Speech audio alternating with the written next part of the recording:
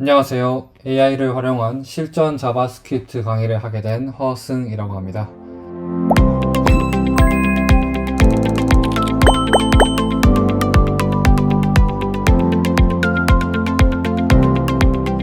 이번 1강은 이제 인트로 강의이다 보니까 강의에 대해 대략적으로 안내를 드릴 거고요.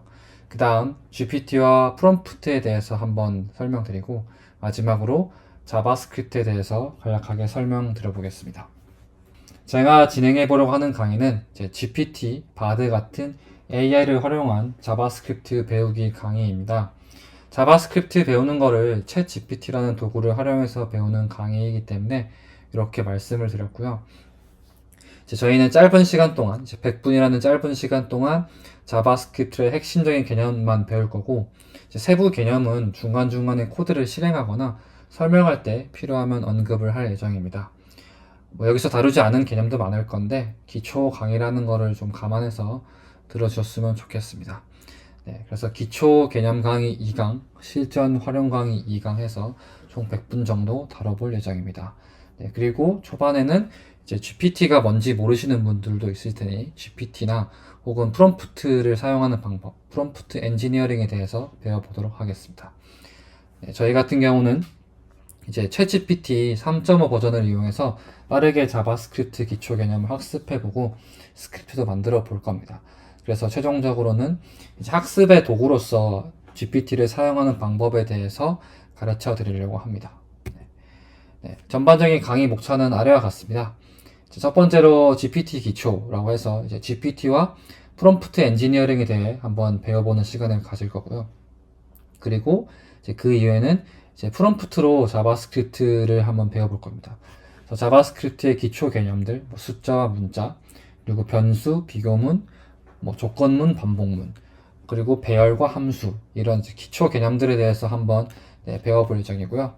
그리고 마지막으로 이제 기초 개념 강의를 들으시면 자바스크립트가 이런 언어구나라는 걸 이제 이해하실 거기 때문에 이제 실전 세션으로 이제 프롬프트를 이용해서 생산성을 향상시킬 그런 자동화 스크립트도 만들어 볼 예정입니다. 네, 여러분이 이 강의를 듣고 나면 이제 생각했던 거를 프롬프트로 만드실 수 있는 사람이 되실 수 있을 거라고 생각합니다. 네, 같이 한번 잘 달려보시죠.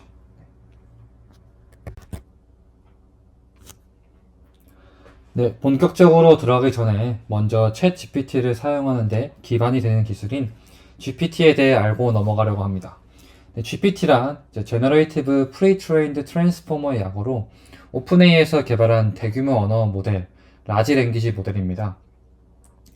라지 랭귀지 모델이란 대규모 데이터 세트에서 얻은 지식을 기반으로 텍스트와 다양한 콘텐츠를 인식하고 요약, 번역, 예측, 생성할 수 있는 딥러닝 알고리즘이라고 보시면 되는데요.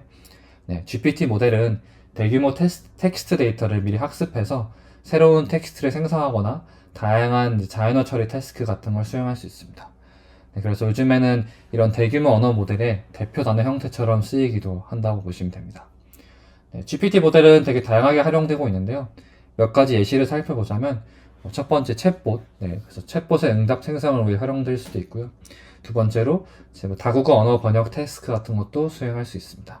그리고 이제 많이들 쓰시는 그런 케이스로 이제 질문에 대한 답변을 생성하는 그런 태스크로 수행할 수도 있고, 뭐 네 번째로 텍스트 분류나 뭐 감성 분석 등 다양한 자연어 이해 태스크에도 활용될 수 있습니다. 마지막으로 이제 프로그래밍 코드를 생성하는 데도 활용이 될 수 있습니다. 이렇듯 GPT는 다양한 작업을 할 수 있는데요. 이런 GPT 모델을 활용한 대표적인 서비스로는 챗 GPT가 있습니다. 챗 GPT는 미국의 AI 기업 오픈AI가 2022년 11월 공개한 초거대어 모델 GPT 3.5 기반 대화형 인공지능 챗봇인데요. 챗 GPT 홈페이지에서 누구나 회원가입만 하면은 무료로 이용하실 수 있고요. 사인업 버튼으로 회원가입을 한 뒤 로그인을 하면은 이용하실 수 있습니다. 구글이나 MS 계정으로도 가입이 가능하고요. 그래서 로그인 한 후에 뉴 챗 버튼을 클릭하게 되면은 이런 채팅창에 지시사항을 입력할 수 있고 대화를 진행하게 됩니다. 기본적으로는 이제 그 3.5 버전을 사용하지만은 이제 구독을 하게 되면은 성능이나 속도 차이가 있는 이제 4 버전도 사용하실 수 있습니다. 그리고 여러 채팅창을 생성이 가능한데 이 채팅창에 각각 이름을 붙일 수 있습니다. 그래서 어떤 채팅은 일상 질문을 하겠다, 어떤 채팅은 코딩 질문을 하겠다 라는 식으로 이제 분류가 가능하고요. 그렇기 때문에 나중에 다시 그 대화를 보더라도 더 빠르게 찾을 수 있는 그런 편리한 기능을 제공하고 있습니다. 네, 저희가 이제 강의에서 설명하고 다루는 버전은 이제 3.5 버전을 기준으로 할 예정입니다. 왜냐하면 이제 4버전 같은 경우는 유료로 구독을 해야 되기 때문에 무료로 사용하고 싶으신 분들을 위해서 이제 3.5 버전을 사용하는 게 맞을 것 같고요. 그리고 강의 시점 기준에는 챗 GPT 서비스는 이제 웹사이트가 있고 모바일 앱도 존재를 합니다. 네, 허나 이제 모바일 앱 같은 경우는 이제 저희가 앱으로 프롬프트를 사용하기에는 좀 접근성이 떨어지다 보니까 현재는 이제 강의에서는 이제 웹 서비스를 사용을 하도록 하겠습니다. 그리고 간단하게 이제 GPT 모델에 대해 설명드리면은 저희가 이제 챗 GPT한테 지시나 명령이나 이런 입력값들을 넣는 것들을 이제 프롬프트라는 단어로 사용하게 될 겁니다. 그래서 이런 프롬프트라는 단어는 많이 들으실 테니까 좀 익숙해지시면 좋을 것 같고요. 그의 프롬프트를 입력해서 이제 저희가 얻은 답변 같은 것들을 리스폰스라고 부를 겁니다. 네. 그리고 이제 저희가 프롬프트로 한 번에 이제 넣을 수 있는 단어 양 같은 게 정해져 있는데요. 이것들을 토큰이라고 부르고 있습니다. 그래서 챗 GPT를 많이 쓰시다 보면은 토큰 하는 이제 글들이나 이제 얘기를 많이 들으실 텐데, 아, 이런 얘기구나 라고 좀 이해하시는데 도움이 되셨으면 좋겠습니다. 네, 챗 GPT 같은 경우는 이전 대화 내용을 기억해서 답변하기 때문에 추가 질문이나 답변이 가능합니다. 네, 그리고 한글 이제 프롬프트도 지원을 하고 있고요. 다만 이제 영어가 한글 프롬프트보다 토큰 수를 적게 차지하기 때문에 저희가 이제 한 번에 처리할 수 있는 토큰 수를 넘어버리게 되면은 추가적으로 적거나 혹은 이제 답변이 끊기게 됩니다. 그렇기 때문에 이제 토큰 수를 최대한 적게 차지하는 게 좋은데, 한글 프롬프트라고 해서 토큰 수가 조금 많긴 하지만 그래도 한글 답변도 꽤 우수하기 때문에 네, 한글 프롬프트로도 충분히 활용하실 수 있습니다. 네, 그리고 이제 현재 챗 GPT 같은 경우는 이제 환각이라고 해서 챗 GPT가 좀 그럴싸한 답변을 적지만 신뢰성이 낮은 답변을 이제 뱉는 경우가 있습니다. 이런 경우 이제 이런 현상을 환각이라고 하는데, 이런 한계점이 존재하기 때문에 챗 GPT의 답변을 100% 이제 신뢰하시기에는 좀 어렵다라는 점을 말씀드리고 싶었습니다. 네, 방금 말씀드린 것처럼 챗 GPT에 던지는 질문을 프롬프트라고 부르는데요. 프롬프트는 이제 라지 랭귀지 모델, 초거대 언어 모델로부터 이제 응답을 생성하기 위한 입력값이자 명령어라고 할 수 있습니다. 네, 이런 GPT 모델을 사용할 때 더 좋은 품질의 답변과 결과물을 얻어내기 위해서는 프롬프트가 중요하기 때문에 요즘은 프롬프트 제작 기술과 역량이 떠오르고 있는 중입니다. 네, 고품질 결과물을 위해서 효과적인 프롬프트를 설계 및 제작하는 프롬프트 엔지니어링이라는 용어가 생기고 있는 정도이고요. 또한 이제 이렇게 미리 만들어진 프롬프트를 사고 파는 시장도 형성되고 있는 추세입니다. 네, 지금부터는 프롬프트를 적는 팁에 대해서 몇 가지 알아보겠습니다. 네, 제가 한 5가지 팁 정도를 준비했는데 이 팁들을 좀 살펴보시면은 아무래도 실제로 저희가 이제 강의를 할 때도 프롬프트를 작성하겠지만 이제 직접 작성을 하실 때 이 팁들에 좀 도움을 받으시면 좋겠습니다. 첫 번째로는 이제 프롬프트의 작업 및 목적을 구체적으로 설정하는 것입니다. 네, 프롬프트라는 거는 이제 텍스트로 적는 이제 명령어이기 때문에 어떻게 적어도 사실 이제 입력이 가능하지만 이제 좋은 효과적인 결과물을 위해서는 이제 구체적인 목적을 설정하고 그 목적에 맞는 적절한 질문을 했을 때 이제 GPT가 우리가 원하는 응답을 사실 잘 줄 수 있습니다. 그렇기 때문에 이제 우리가 무엇을 질문하고 싶은가, 즉 가지고 있는 태스크를 명확히 알고 있으면은 이제 그 주제와 관련된 구체적이고 적절한 프롬프트를 작성할 수 있는데요. 그래서 내가 무엇을 하고 싶은가를 좀 명확하게 알고 있는 것이 제일 좋습니다. 두 번째로는 쉽고 간결한 표현을 사용해야 됩니다. 네, 문장이 상대적으로 단순하고 쉬울수록 챗 GPT가 이해하기 쉬운데요. 이제 길고 복잡한 문장으로 질문을 하게 되면은 챗 GPT가 가끔 이제 이해하지 못하고 오류를 일으킬 가능성이 있습니다. 그렇기 때문에 질문이 너무 길어진다면 이제 문장을 좀 끊어주는 의미에서 마침표로 문장을 이제 분리해 주시는 게 좋습니다. 또한 일반적인 질문 대신에 이제 구체적인 지침을 제공하거나 특정 종류의 정보를 요청하시는 게 좋습니다. 예를 들어서 뭐 유럽 국가의 수도는 어디인가요? 라는 이런 제너럴한 질문보다는 프랑스의 수도는 어디인가요? 라는 식으로 구체적으로 질문하시는 것이 좋고 또 간결하게 질문하시면 좋습니다. 세 번째로는 지시의 맥락을 함께 제공하고 예시를 첨부하는 것입니다. 왜 이런 질문을 하는지 챗 GPT에게 맥락을 함께 제공을 하는 것이 좋습니다.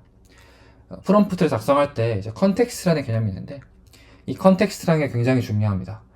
GPT 모델이 올바른 답변을 내놓으려면은 프롬프트 측면에서 이제 모델에게 도움이 될 수 있는 충분한 배경 정보를 제공을 해야 됩니다.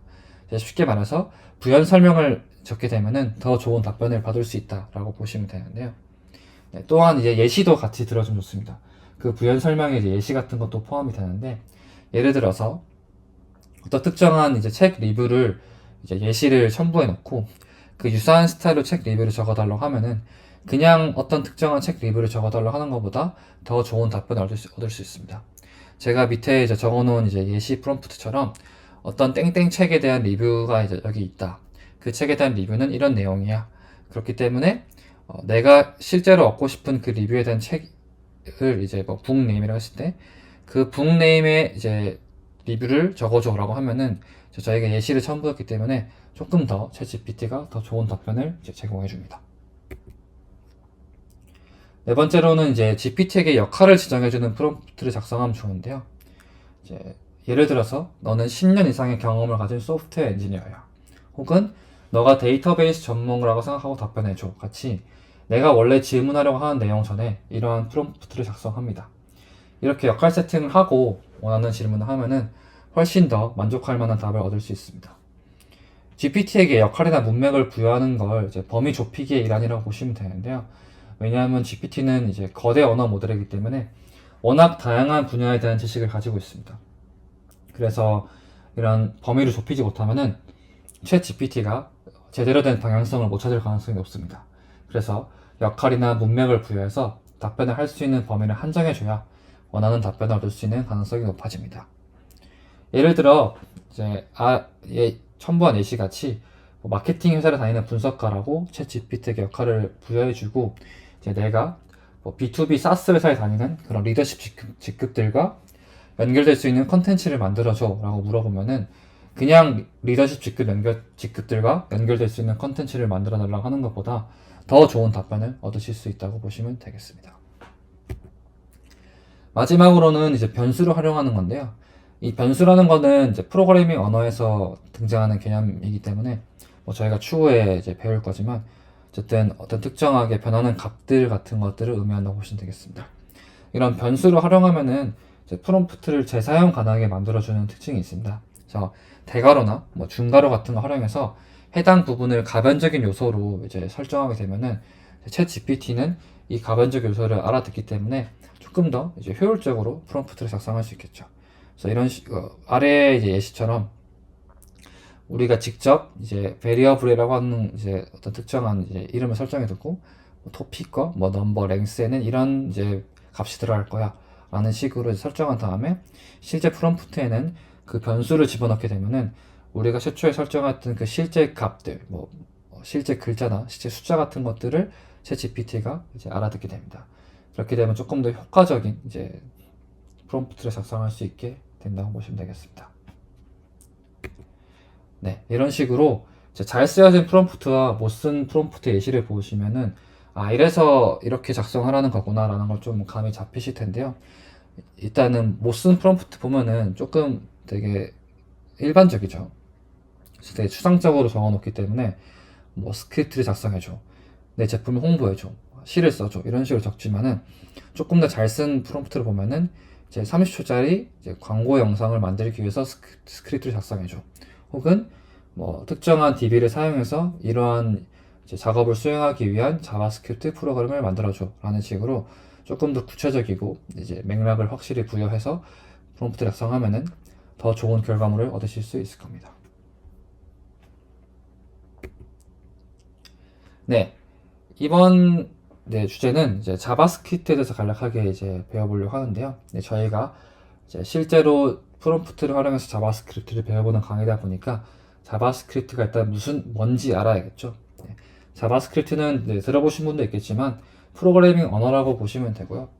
그래서 우리가 흔히 쓰는 뭐 구글 크롬 혹은 마이크로소프트 엣지 같은 웹 브라우저에서 동작하는 대표적인 프로그래밍 언어라고 보시면 되겠습니다.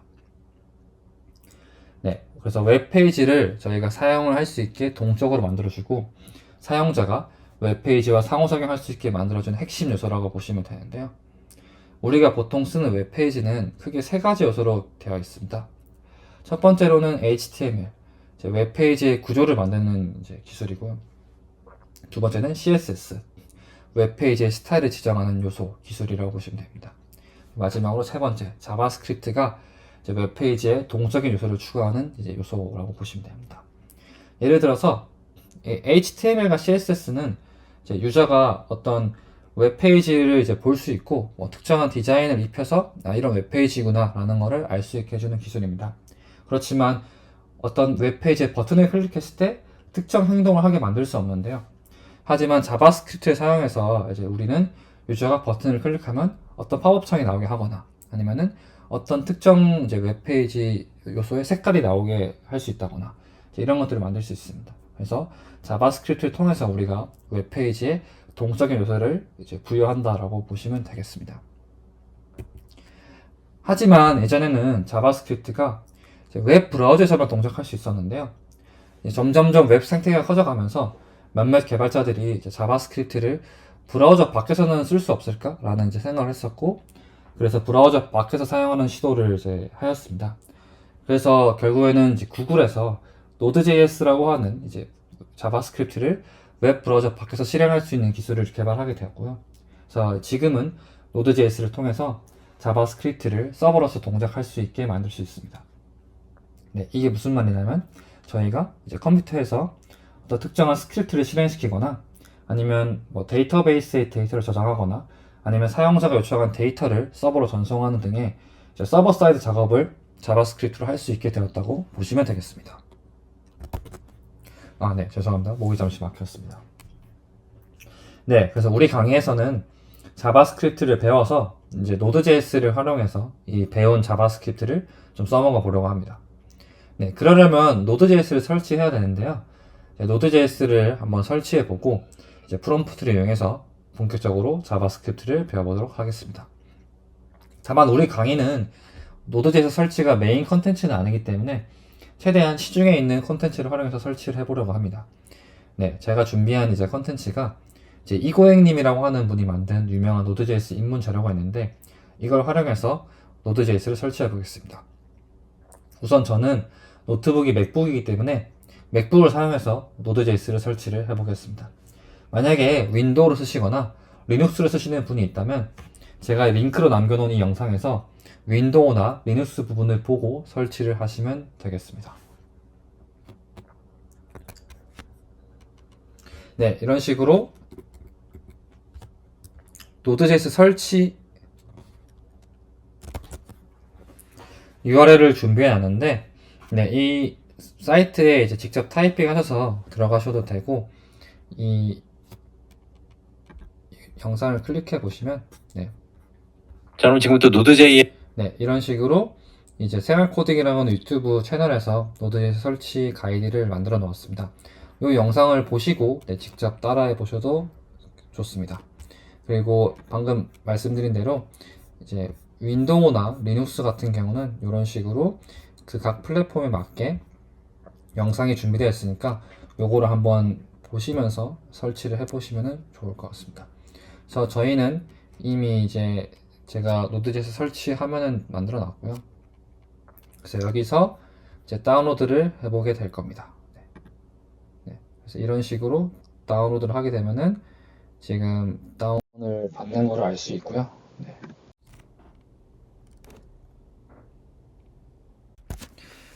네. 다운이 다 받아졌으면 이런 식으로 이제 패키지 파일이 하나 있을 텐데요. 요거를 한번 클릭을 해 보겠습니다. 네. 클릭을 해 보시면 이제 Node.js 18.16.1 그리고 뭐 npm 9.5.1 이라는 걸 설치한다고 뜨게 될 텐데요. 여기서 말하는 npm은 이제 Node.js에서 사용할 라이브러리 관리 도구라고 보시면 됩니다.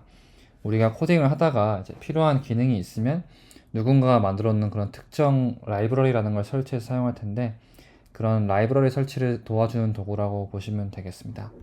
네, 계속 설치를 위해서 컨티뉴를 누를 거고요. 그래서 컨티뉴를 누르게 되면은 네, 이렇게 어그리를 이제 하라고 하고, 이러면은 인스톨을 하게 됩니다. 사실 저 같은 경우는 이미 인스톨이 되어 있기 때문에 여러분들은 이제 인스톨을 누르셔서 설치를 진행을 하시면 되겠습니다. 네, 설치가 다 되는지 확인해 보려면은 이제 이런 식으로 그 터미널이라는 걸 이제 열게 되는데요. 이 터미널이라는 거는 이제 그 맥북에서는 커맨드 스페이스를 눌러서 한글로 터미널 이런 식으로 치셔도 되고, 아니면은 영어로 뭐 터미널이라고 입력하시면 나올 겁니다. 네, 혹은 윈도우 유저 같은 경우는 이제 윈도우즈 터미널이나 아니면 CMD 혹은 파워쉘을 이용하시면 되는데요. 이제 윈도우즈 터미널이 컴퓨터에 없다면은 마이크로소프트 스토어에 검색하시면은 설치가 가능하십니다. 네, 이제 터미널을 띄웠으면 화면에 커맨드를 입력해 보면 되는데요. 네, 이렇게 노드라고 치시고 대시 버전이라고 치면은 저희가 방금 설치했던 그 18.16.1이라고 나오게 될 거고, 그러면 성공입니다. 만약에 이제 별도로 설치를 하지 않았는데도 이 노드 대시 버전이라고 입력했을 때 뭔가 버전이 나왔으면은 그것도 상관없습니다. 네, 무조건 최신 버전을 사용해야 되는 건 아니기 때문에 적당한 버전을 그냥 사용하시면 되겠습니다. 네, 저희가 이렇게 Node.js를 설치를 해봤고요. 네, Node.js를 설치를 해봤지만 이제 사실 바로 사용해 보진 않을 거고, 우리가 배울 간단한 자바스크립트는 조금 더 쉬운 도구를 이용해서 진행을 할 겁니다. 바로 run.js라고 하는 프로그램인데요. 자바스크립트 플레이그라운드라고 하는 프로그램인데, 이제 이 프로그램 위에서 자바스크립트 코드를 마음대로 실행을 해볼 수가 있습니다. 네, 그래서 run.js.app의 사이트에 들어가시면은 바로 설치가 가능하고요. 그 윈도우즈랑 이제 macOS, 리눅스가 지원이 되고, 간단한 자바스크립트 실습이나 실행 같은 경우는 이 프로그램으로도 충분하기 때문에 이 프로그램을 한번 이용해 보도록 하겠습니다. 네, 뭐 유료 기능이 있긴 하지만 저희 같은 경우는 무료로도 충분히 이용할 수 있기 때문에 그냥 무료로 즐기시면 되겠습니다. 네, 그래서 이런 식으로 run.js.app에 들어가시면은 네, 이런 이제 사이트가 나오게 되고, 네, 여기 보이는 것처럼 이제 이런 식으로 어떤 코드를 입력했을 때 여기 오른쪽 화면에 실행하는 결과가 나옵니다. 그래서 이런 식으로 사용을 하는 거기 때문에 간단하게 사용을 하실 수 있을 겁니다. 네, 이제 이것까지 설치를 하시게 되면은 네, 이제 기본적인 세팅은 끝났기 때문에 저희가 이제 다음 시간부터 프롬프트를 이용해서 자바스크립트를 공부해보는 시간을 가져보도록 하겠습니다. 네, 그러면 여기까지 1강 마치겠습니다. 감사합니다.